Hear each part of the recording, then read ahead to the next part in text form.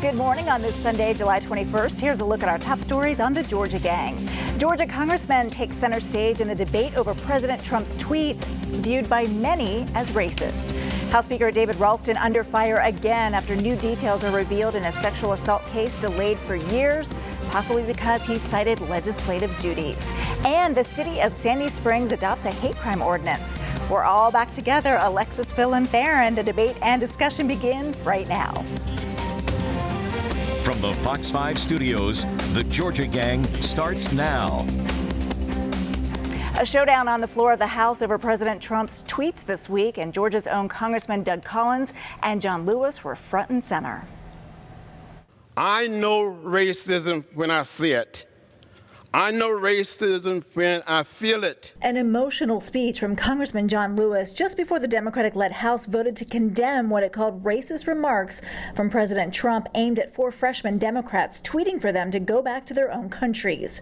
But Georgia Republican Congressman Doug Collins said Speaker Pelosi violated the rules of decorum by calling the remarks racist on the floor of the House. Is that really how we're going to leave it with the American people?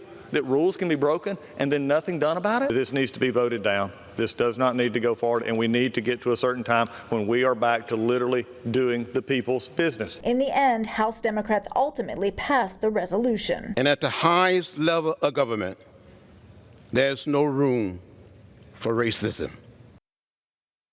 Theron, I want to go right into the debate on this. Do you think Congressman Collins did the right thing?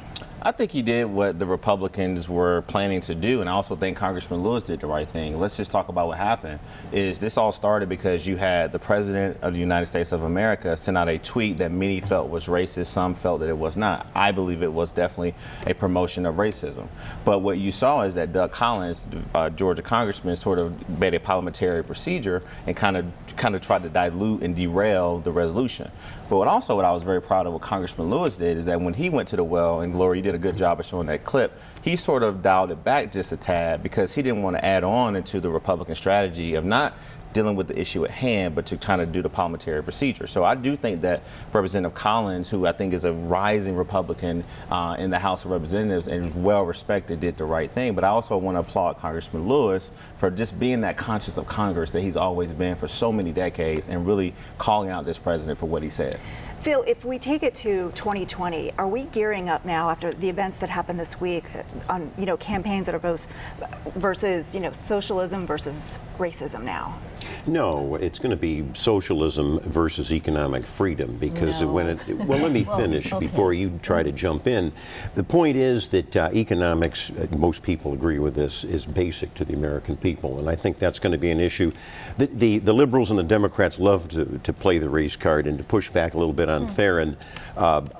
I've worked on Capitol Hill. We all watch the Georgia legislature. There ought to be collegiality. There are rules that enforce collegiality. You're referred to as the Honorable Mr. Johnson or the Honorable Ms. Scott. And those rules were broken by Nancy Pelosi. To his credit, Doug, whether he's a Republican or Democrat, Doug Collins called him out on it. And I want to commend a Democrat, Reverend Emanuel Cleaver from Missouri, who actually, the Democrat, was presiding with the gavel.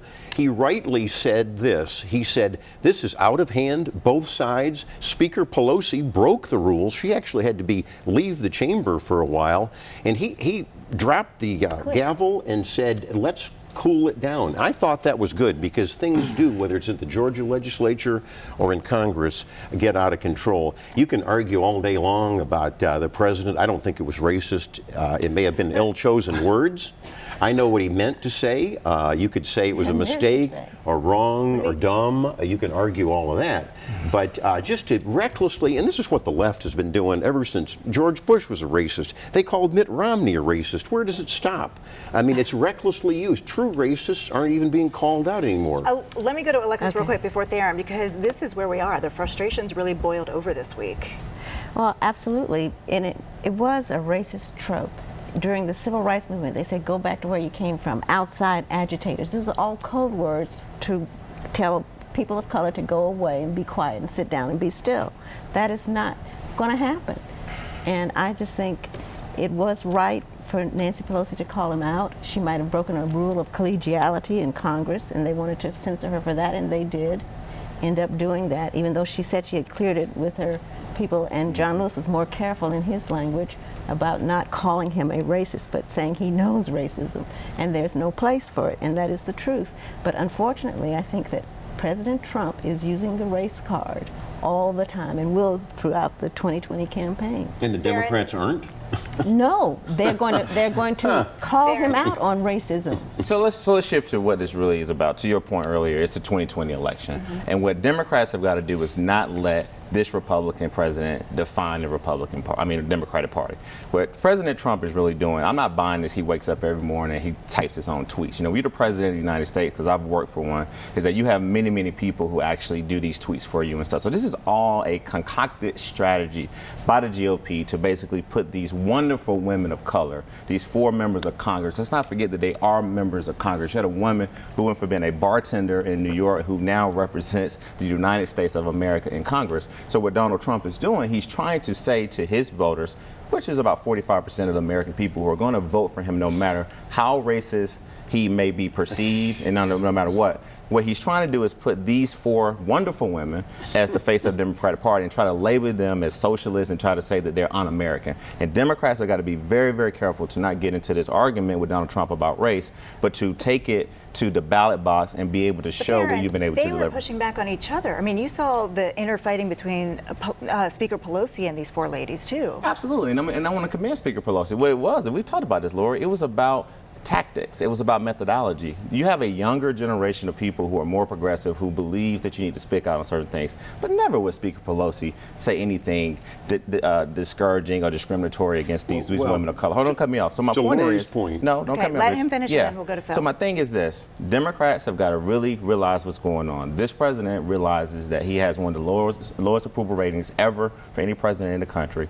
He's throwing red meat to his base, and to stand there while people say send her back, and then come out and say, oh, I didn't like it, but to let it go on for 19 seconds without responding, that's what we're dealing with. 13 seconds. Yeah. Well, to Lori's point, you ignore certain things that happened. These anti-American socialists, these 4, the squad, whatever you want to call them, they actually called Pelosi a racist. That's crazy. No, they didn't. Yes, they did. And also they're recklessly throwing I don't see how you can say they're wonderful. Yeah, they're elected, but the fact is that there is a deep. I don't care about that. I hope you don't like. I hope you don't like. Well, you know what? Don't always agree with me. Can I finish? Can I finish the point?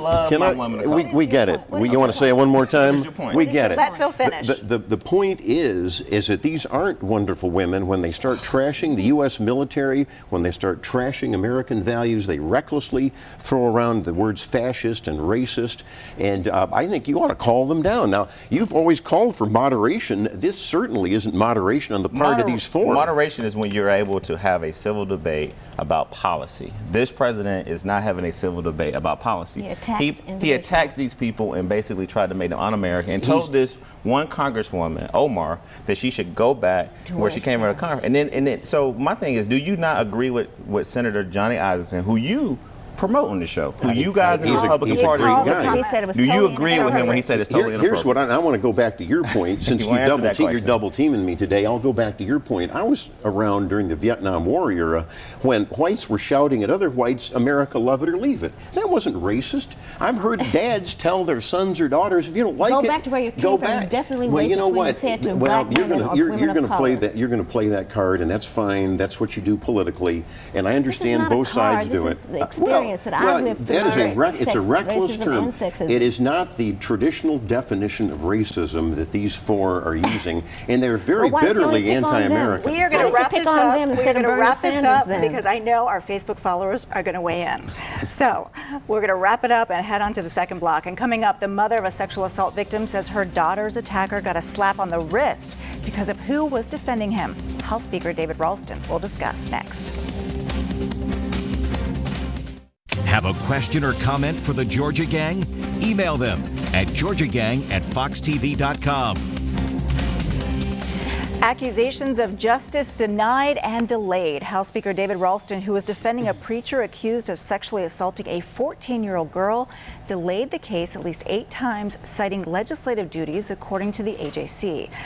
Theron, I want to start with you first because you have defended the speaker, but some of these details are just really disturbing. The victim came forward after her parents found her slitting her wrists. The preacher admitted to some of these accusations. The prosecutor in the case said he did the best that he can, and this guy won't even face any jail time. It's very sad. And I've said on previous shows that these cases, this is one of the four that the speaker promised that he was going to complete, clear up, or dismiss, or whatever, to finalize them. He did that. But what happened to this young woman and what happened in our justice system was not what the family thought should happen. I think if you look at the speaker's statement, I mean, he's not pushing back on the feelings from this family, which is justified. But I think what he also said was that this is the legal process, and that while the family did not get exactly what they wanted, which, you know, a lot of may say that this gentleman should have definitely gotten jail time for what he was accused of, they reached a deal. And so I want to say, while I defend the speaker, I defend him in his political ability to lead the House of Representatives, but also when it gets into his legal practices, I'm only going to repeat what he has said, which is that he definitely shows some remorse and understanding for these victims, but he fixed the law. He put it in place, after he got quote unquote caught. And then he promised to close these cases, which I think this case was the final case out of the 4 or 5 that were highlighted in the early reportings. Well, yeah, after years. And I want to yeah, go to Alexis. Alexis. 7 years. Here's the thing: is that where are the women coming out? We've seen some Republicans come out calling for his resignation. Where are the Democrats, and where especially are the Democratic women who really are the ones who we perceive as fighting for women's rights? Well, I suppose that they have been occupied with other things like the so-called birther bill, heartbeat bill. But I'm sure they will have some commentary now that the case has been adjudicated. But it's just awful that he has delayed action on this case for 7 years, and the poor young lady is 21 years old now and doesn't want to relive this horrible situation. So she did agree to this deal that they cut with this so-called preacher. And Phil, we've always said, you know, if this case drags on, or these cases drag on, that it means some trouble for the speaker. Should he resign? Well, a couple quick points just for viewers who may be coming in onto this late. A couple things that happened, and I'll get to your point, but there's a new law now where this is not going to happen with regard to legislators continually calling for delays, and the speaker, rightly so, backed that and it passed. So that was one good thing. The second thing, he readily conceded that some of these egregious cases that drag on for 8 or 10 years should not have happened. And you know what I always say, I add a footnote to this. I hold the judges responsible for letting this happen too. There was no reason why a judge couldn't say, look, I understand you can't come in January, February, or March, but I want a specific date in May or June, and let's get it done. So politically, to address your question, I think that I'll go back to what I said earlier nationally, and it's the same for Georgia. I think pocketbook issues always have to dominate. Yes, there's some social issues. Yes, there's other issues that pop up. But I think that in 2020, in the state legislative races and in the presidential race, it'll be between an increasingly socialist National Democratic Party and an increasingly socialist Georgia Democratic Party. Okay, we discussed that in the last block. So we're going to move on to the city of Atlanta, where police are investigating what is believed to be the second deadly accident involving an e-scooter. Now, we know Atlanta police are citing riders who are on the sidewalks, but Theron, I'll start with you. Is this an issue that the city of Atlanta is going to have to address once again? I think they are going to address it, and I think they are addressing it. To be fully disclosed to our viewers, I represent Lime Scooters, and what happened recently with the death is just unfortunate, and my condolences and my heart go out to that victim's family. But I do think that at a time where safety is paramount, you've heard me say on this show time and time again that the scooter companies, and I can't speak for all of them, but I know they encourage their riders for safety. So I think you're going to see the mayor's office work with council, or you may see the mayor's office do something on her own, or you may see council. We don't know, but I do know that this is a top priority for the city of Atlanta, and I know that the operators of these scooters definitely are encouraging safety, encouraging riders to make sure that they understand that cars rule the road, But when you're riding these scooters, it's a responsibility on both parties, for the riders of the scooters, but also for us who drive cars, to make sure that we are being extra careful to look out for these folks who are riding the scooters. But Phil, are we a city that can embrace these scooters? Because we don't have, you know, a lot of separate bike lanes, and we don't have separate scooter lanes. So when these scooters are on these narrow streets in the city of Atlanta, it's not easy to maneuver. I fear Well, for them. you're making a good point. I am somewhat sympathetic to what you're saying. I don't know as we were ready just yet, to your point.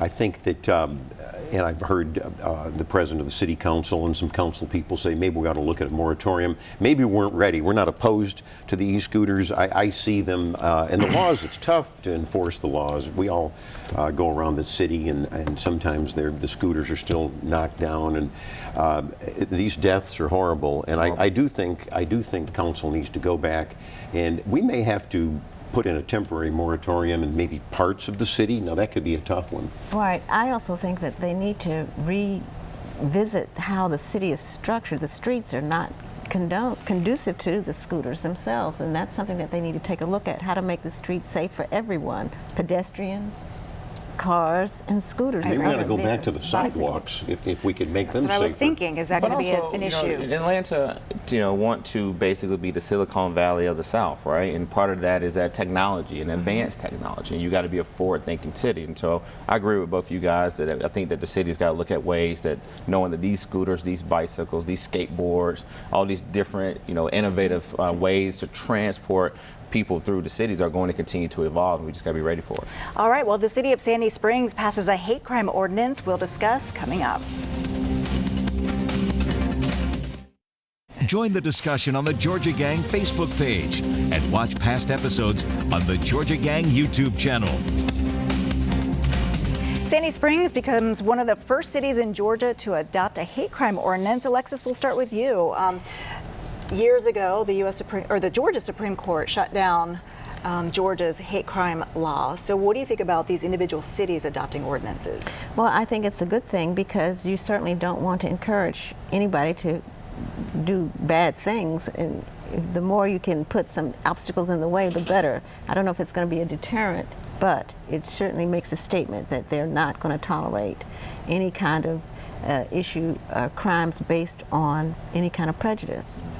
And I think that the sponsor of the ordinance had experience with prejudice, and he said, he really wanted to make sure that people don't suffer just because of their race or gender or any other.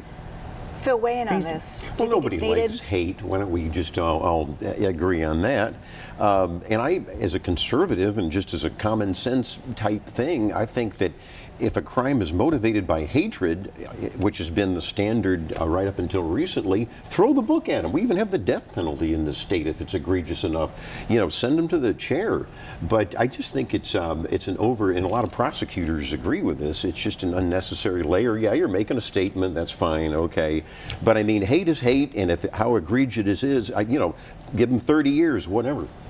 Theron, were you surprised that Sandy Springs is one of the first cities in Georgia to pass this? No, Lori, because I'm a person who believes that all races can basically speak out against hate. And I think geographically, if you look at Sandy Springs, which is a city that Phil lives in and spends a lot of time in, for them to do this, you show that there's a forward-thinking city. And then also, the councilman should be commended. But Georgia's one of 4 states that do not have a hate crimes bill. But the thing I want to shift to is that with this brave, courageous act by Sandy Springs councilman to do that, it now puts pressure on the legislature to do something that many people, moderates, conservatives, independents, and Democrats have been calling for them to do, to put together a comprehensive hate crimes bill that everyone can live with. So now this possibly goes to the legislature, where I'm told that there's not really a huge appetite for it maybe in this upcoming session. So now we're going to really see will Republicans and Democrats be able to work together to have a very civil conversation about hate crimes in our state. There was a hate crimes bill introduced this past session. There was, so yeah. We'll see. Yeah. Okay. Well, the city of Chamblee one-ups the city of Atlanta when it comes to an all-out smoking ban. You can't smoke within 50 feet of any public areas, including restaurants, and if you live in condos, apartments, or townhomes, there's no lighting up. Wow, this one's really strict. Darren? This one goes a little too far. You know, and don't get me wrong. No vaping either. Yeah, well, you know, that's what means it goes a little too far because, you know, City of Atlanta, again, I made Councilman Matt Westmoreland my winner last week in being the person pulling the smoking ban. But listen, he would tell you if you talk to him, and I know he watches the show, and his parents watch the show, is that he received a lot of pushback. So he was able to work with his council members and the mayor that ultimately signed it. But now you're saying what people can and cannot do in their private homes. That goes a little too far in my opinion, because I do think that secondhand smoke is deadly, and it's definitely around children, should not be tolerated. But I do think when you start telling people what they can and cannot do in their private homes, that's why I think it goes a little too far. Phil, do you perceive I'm a really legal confused. challenge? Well, I'm really confused about the Theron Johnson, Matt Westmoreland rules that change all the time here. My goodness, it was an overreach in Atlanta, as you and I talked about a couple weeks ago. And it's a tricky line as to people's right to do something and other people's right not to be exposed to it. I did think the Atlanta went a little too far. I do think that if you advertise, you have private places where there's smoking and you've got signage, people know that, don't go there.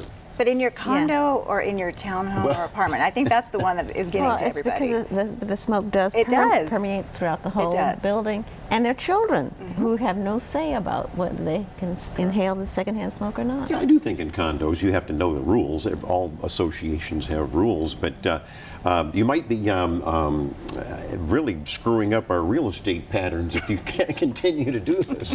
Adults only. Well, let's move on. The feds have given Georgia the okay to try and come up with an alternative to the Milestones standardized test. This, I think, is long overdue. Yeah. You have this test that is given at the end of the year. You get I'm a mom, as you could tell. You get the results in the middle of June or July, which is too late to do anything. So they're going to try to come up with some tests that maybe monthly or every quarter where they can kind of monitor the progress of the kids. Long overdue, Phil? I'm very sympathetic to you. There are too many tests. I think you and I, actually, I think we've all agreed on that. I do want one standardized test timed properly so we can have a measurement every year. Right. There used to be the Iowa test of basic skills. Right. And that was the thing that they used to teach with and monitor students' progress. So I think that is something that they need to return to, because all this testing and teaching to the test is just ridiculous. It's too much. It's too much stress, and the Iowas worked for us. So, all right. Well, coming up, we will have winners and losers. Time now for the week's winners and losers. After that first block today, I promise we're all friends. It got heated. We're going to begin with winners and losers. Let's see. Phil, how about we start with you? Okay, it sounds good. You know, some winners. Governor Kemp did some good things with the Board of Regents, which is the panel that governs the taxpayer-supported university system.